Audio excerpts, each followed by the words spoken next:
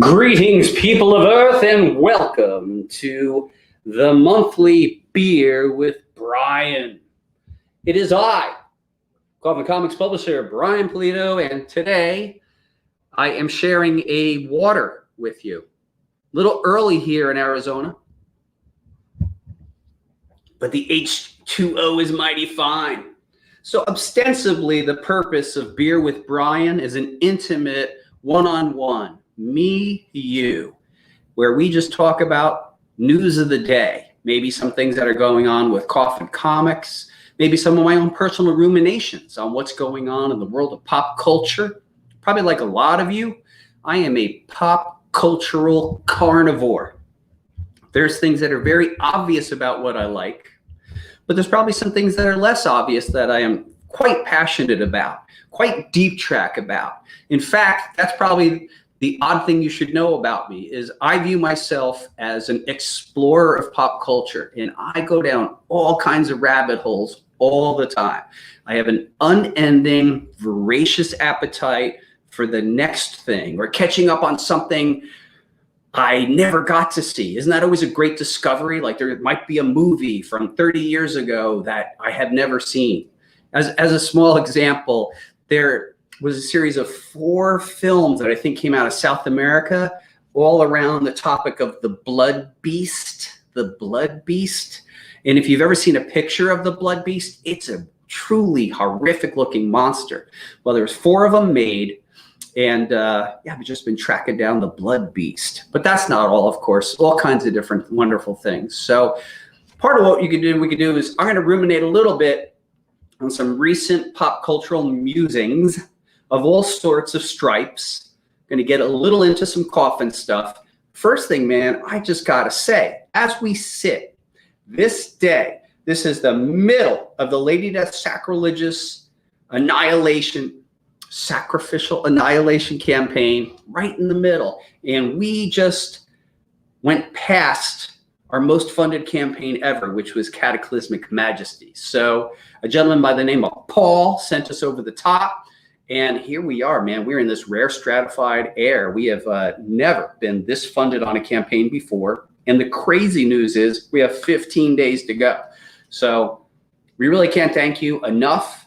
So much work goes into these campaigns, and we're always wondering how are they going to be received. So it's awesome that everyone appears to be stoked.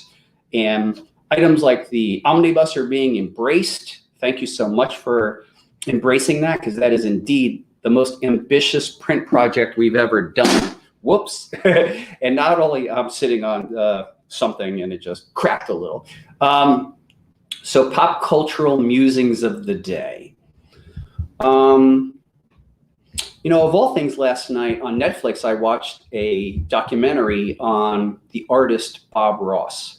Now, Bob Ross was the man who famously painted all kinds of mountains and forest settings. And yeah, I was actually quite fond of Bob. I liked his voice. I think it was very kind of calming. And occasionally when I would see his show on PBS, I would stop and just sort of bask in it. It had a kind of a meditative effect. And I did think it was remarkable that he could make these paintings in such a short period of time. But what I guess this documentary illuminates is that since Bob has passed over 20 years ago, his name, his likeness have been taken over by kind of a nefarious husband and wife partnership that were part of the initial partnership. And they seem very anti-Bob Ross. So take a look at it. Bob Ross is survived by his son and one of his best friends who are also masterful painters in their own right. And this story is frequently, this documentary is frequently from their perspective. So I found that very eye-opening. I do recommend it. In our household, myself and Francisca love a great documentary. There's almost any topic we are just super interested in.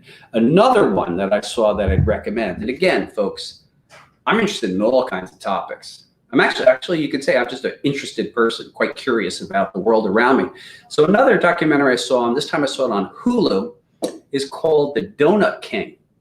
The Donut King. So this was about a man who was formerly from Cambodia and left Cambodia during the fall of Cambodia in the early 70s and came to America. And in America, he was essentially wasn't quite an internment camp, but it's a place that they were putting all Cambodian refugees. There was the fall of Cambodia and he got out. Well, so this Cambodian man, within 6 months of coming to the United States of America, let me back up a minute. So this man had a background as an accountant. So he had a skill. But within 6 months, he had noticed that people in the Southern California area really liked donuts. And the dominant donut company at the time was Winchell's Donuts, if you remember those guys. I think there's still Winchell's out there now. Anyway, so this man went and he enrolled himself in the Winchell's donut making program. Within 6 months, he was managing a Winchell's. He noticed how much people enjoyed donuts. So by day, he managed a Winchell's, and by night, as soon as he saved up enough money, he bought into an existing donut shop. Cut to 3 years later, this man has something in excess of 50, 60 donut shops. And as other fellow Cambodian refugees would come into the Southern California area, he essentially staked them. He would put money up for them to start their own donut business and then split the spoils. That's kind of the setup. And that alone is fascinating, right? Because that's just a wonderful example of, hard work and determination, overcoming all odds. But there's an interesting twist to the story, and I do not want to ruin it for you, but I'd recommend that one on Hulu. That is The Donut King. And really, the initial reason I looked at that one is I like donuts. So they had me at donuts, and then I learned all this other stuff. Because I don't know about you guys and gals out there. In one of the many types of things that I ruminate on, in another lifetime, seriously, I would own a donut place. I'd be a baker and own donuts, because I noticed that donuts, you can't leave a donut shop unhappy. So I just love, speaking for myself, watching other people. You go in a donut shop, you come out, you just can't be unhappy. So it makes people happy. So I also invite people, if you like, to ask me any kind of pop culture questions of the day. That's a little bit about what this is about. I see. Yeah, Jensen's saying that those are both great documentaries. So you enjoyed them. If you had a recommendation for me on documentary, please let me know. Let me see here. I'm ruminating on a couple of other movies I'd seen recently. So I watched a lot of movies. Probably like most folks. Francisca and I just finished Star Trek Discovery Season 3. I think the show's been stellar, all 3 seasons. It's really taken me to places I had never seen before. And I'm also looking forward to the new series called Star Trek, I think it's Brave New Worlds, where the actor Anson Mount will play Captain Pike. He was actually in, Series 2 of Discovery, the 2nd season, and he was super cool. So I am a Star Trek fan. And whether you know it or not, I'm not the biggest Star Wars fan, but I was very lucky to actually see the original Star Wars in the 70s as it came out. I think I was about 16, and I saw it on a double bill in Ohio, where I was visiting family, and the other movie that was on the other double bill was Inframan. So it was a Japanese import, I'll never forget. But I enjoyed Star Wars, that first one, that feeling. I've actually found that most of the others have failed to ever give me that feeling again. Empire Strikes Back was good, Return of the Jedi, good, but something about the first one, New Hope. But Francisca and I also discovered The Mandalorian, and we're probably last. Like we're last to the party on everything. Like we just get to stuff when we get to it. But we just finished watching both seasons of Mandalorian, and man, I love it. Mandalorian is just tremendous. I'm sure I'm not the only one there. And why I like it is I like it for a multitude of reasons. Everything from that The Mandalorian has a cool jetpack, which reminds me of like the Rocketmen of the past. I also like it because it feels like the original intention of a lot of Spielberg and Lucas storytelling, which is that it would feel like an old serial, sort of like a an old Flash Gordon episode. I also like with The Mandalorian that there's always a specific mission or a deal, cut a deal where it's like, hey, I need this, but if you do this for me, then I could do that for you. I just like that, the real transactional nature of the characters, that kind of bring it down to real brass tacks. It's like, it's all about, you know, like the Benjamins, I guess you could say. Then all the fun reveals. So I've enjoyed it. And of course, Grogu is the best. He's great. I wanted to not like him, but he charmed me like in about 1 second. He came on screen in about 1 second. I'm like, okay, that's it. I'm completely disarmed by Grogu. So those are a couple of things. Now, let me also talk about some Coffin stuff. So first thing, as we sit, we're on, what is it, August 26th. About a month from now, we're going to be doing an online convention event called Crucial Con. Crucial Con, this is the second annual Crucial Con, and the premise of this is quite simple. We are going to make announcements that are crucial for the following year of Coffin Comics, and that is 2022. So I can tell you a couple of things that we are going to announce at Crucial Con. First, we are going to announce our publishing schedule, and we are going to name all the stories of all the characters that we're going to publish into the next year. We're going to reveal the theme of the Lady Death stories next year. We are going to announce that we are going to be doing 2 stories for characters that we have not done before. And as you and I speak, I am crafting the second draft right now of one of those characters. So it is a character, we have 2 characters who have appeared in our comics before, and we are spinning them off into their own series, and we will announce that at Crucial Con. And again, as we sit, last week, based on the outline, I completed the first draft, and today I have completed the second draft up to page 24 of 48. So it is my intention to complete that story on September 3rd, so that we could then go seeking the right artist for this particular story. At Crucial Con, you're going to get updates from Mike McLean and Joel Gomez on their next activities, which include the next La Muerta. So La Muerta Chapter 8 was given a green light due to the overwhelming response to Chapter 7, Onslaught. And now Onslaught is in many people's hands, and people seem to enjoy it. What I can say about Chapter 8 is it will be a completely unexpected story, but upon you reading this story, I think you're really going to like it. I think the guys have outdone themselves. So the script is completely done. In fact, when we launched Onslaught, we saw how successful it was so quickly. We launched it on a Wednesday, and by the following Monday, Mike McLean, Joel Gomez, and I sorted out, generally speaking, what the next story should be. And so now that script is now done, and it is in Joel Gomez's hands. And in my phone are the layouts for the first 8 pages. So we are in production. So what else can you expect from Crucial Con? We are going to have an announcement of a brand new licensing deal from a company that is brand new to us, but is certainly known throughout the world.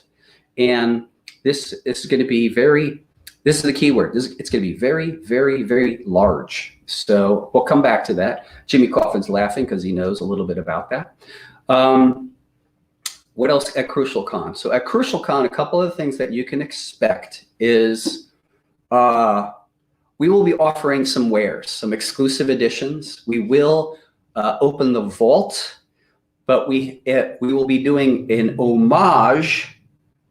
And to do this homage, we like to do these cool homage covers. We brought in the homage king, Marat Michaels. So more on that piece to come. I think you'll get a chuckle out of it. It's very timely. So those are some of the clues. Timely homage, Marat Michaels, chuckle. So that's some thoughts there.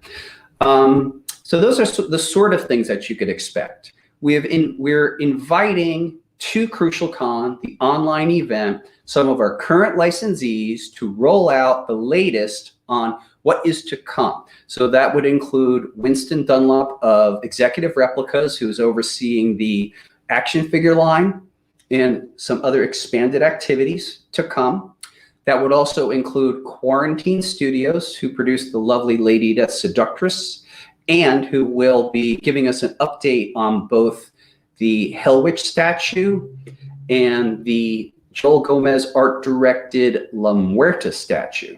So we have a couple updates in that particular domain. So I mean, Crucial Con is crucial.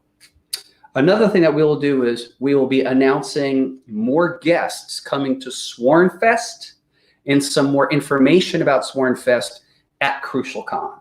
So those are some things. Now, I don't know, is there a recommendation there?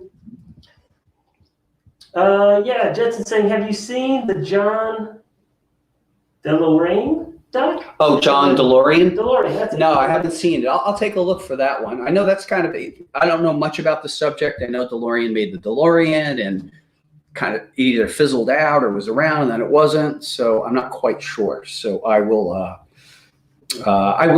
take a look at that. Now, let's see here. So I'm a deep track horror person, and I'm going to talk about a couple of horror films that I've seen just recently that I might recommend, or horror adjacent. And I am also particularly into independently produced horror. Of course, if there's a new Nightmare on Elm Street in Jason, I'm going to watch it, but that is not where the juice lies for me. Where the juice lies for me is try to seek out that independently produced horror film, because I think that's where the real scares are. So movies like Hereditary, The Witch, I found really, really effective. So I saw a movie I'd recommend. It's an independent. I think it was imported from South America, and it was called Gaia, G-A-I-A. And what this was about was a couple of people who were traveling down the Amazon, and they get stuck in the jungle, and upon being stuck in the jungle, encounter a naturalistic supernatural force. And I thought it was really unique, and I enjoyed it mightily. Now, I saw another film, and I recommend it. Some of the visuals on Gaia were very psychedelic and kind of never before seen, and really effective. Like special effects in this day and age are really real. So I saw another film that I'm going to recommend, but I'd call it horror adjacent. I don't know what you'd really call this movie, but it's like near future reality. I'm not sure. So made in Mexico, this movie was called New Order. And so the movie runs around 100 minutes. And here's the premise, really simply. We are experiencing the day of a wedding of a affluent family. So this family has a lot of money, and the people who come to the wedding are all hyper-connected politicians, and we get to meet the people who are coming. We get to meet the groom. We get to meet the bride in particular. And under this backdrop, there's an actual complete societal breakdown where the poor rise up against the rich and completely turn the cards on everybody. And it is relentless, unforgiving, unceremonial, shocking in the banality of it's shocking in the violence, but it's more shocking in how matter-of-factly it's portrayed. And there had to be 4 or 5 images in there that were just knockouts. So it's very strong. I don't recommend it. I wouldn't say at the end of the movie I felt entertained, but that's not always my objective watching the film. I'm interested in what the film is telling me, not my putting any of my perceptions on a film. But I'm happy I saw it because it's clear that the filmmaker is a very, very potent force. So I really was shocked, and Francisca and I watched it last week. We were kind of left a little numb afterwards and really kind of had to think about it a little bit. So I'll recommend it to anyone who can go for that kind of ride. Like if the objective was, hey, I want to watch this and entertain and have a romp, it is not for you. It's a very sobering film, particularly in its how they photograph the subject matter. It's the idea that the type of violence that you see in this movie is photographed and portrayed as just like, matter of fact, like flushing a, kill somebody, flush a toilet. It's pretty frightening. So, but I am a collector of watching movies, so I'm very interested in a lot of films, not just for shock value, but just for where can a movie take me. So I don't know if there's another comment. Happy to make a comment. Oh, just Jay saying, what's up, Swarm Nation? What is up? Yeah. Let's see here. So sometimes Jimmy Coffin just throws some questions at me. What about comic books? What are you reading lately?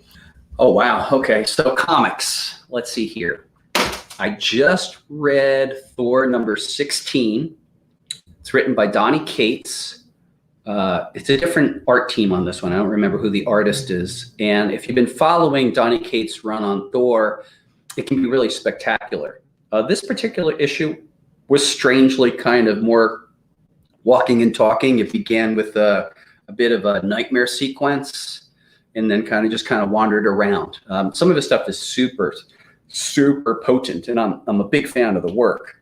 Other ones I am reading, well, I'm actually been going back in time a little bit, so I am waiting with bated breath for Immortal Hulk number 50, which is the series finale. I don't know who's been reading Immortal Hulk out there, but it's just been a very, very different interpretation of the Hulk. Very horrific, has taken the Hulk to places none of us have ever seen before. And we're finally get some answers about the Green Door. So I'm really looking forward to that one.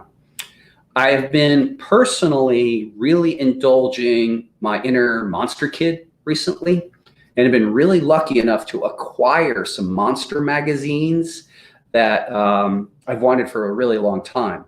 And it's not really like they're very expensive. They're just frequently really hard to find. So about 6 weeks ago, 2 months ago, I acquired Shriek Magazine Volume 1, numbers 1 through 4, as a little set in really nice condition.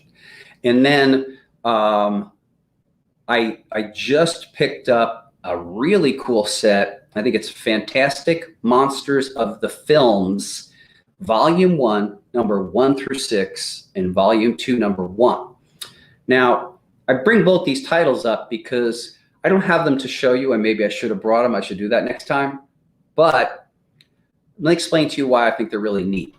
So if we go back into the context of time with monster magazines, obviously the granddaddy of them all, and we all know it, it's Famous Monsters of Filmland. So that book began in the late 50s and ran vitally all the way through the 70s. But I do think that the sweet spot for monster mags in general is that 1958 to about 1968 area. So being that Famous Monsters of Filmland was so popular, literally dozens and dozens of monster mags arose in its wake, and everyone was trying to get a piece of the pie. Now, the reason I picked up Shriek and I picked up Fantastic Monsters of the Films is because both of those magazines are phenomenally art directed. So if you remember Famous Monsters of Filmland, there's a certain way they present the work. So the trick of Famous Monsters of Filmland was that the people who put that book together had access to an infinite number of photographs from all kinds of horror movies. And they would just take up the whole page. Maybe they put a little blurb. It just allowed them to really fill up the page, particularly in the early eras. As time went on, they would get interviews, etc. But it really was that giant pictures of things like Murder in the Room, all kinds of crazy old movies.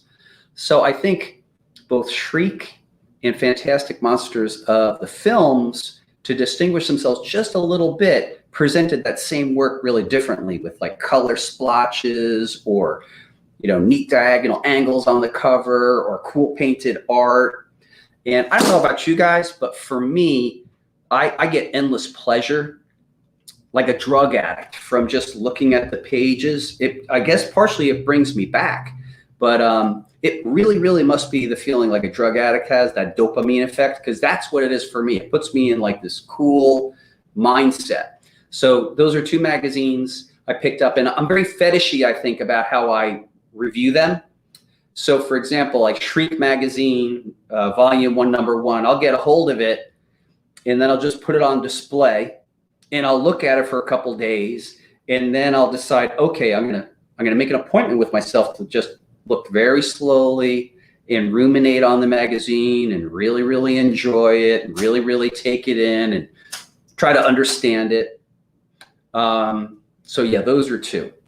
Now another magazine, and again, I picked up another book, and this just speaks to my voracious appetite for pop culture or a given topic. So I am a monster kid. And if you're a monster kid, you know what a monster kid is. So a monster kid is someone who grew up in the 60s, loving famous monsters of filmland and everything associated with it. So that'd be the Aurora model kits, watching the Munsters and Addams Family and Big Daddy Roth, just like stuff of that time, which was incomparable and has never been duplicated. You know, it just hasn't been. That vintagey feel. Looking in the back of the magazine, seeing all the ads. I've always wondered, I've had this fantasy, and I'm sure other people have. So here's the fantasy.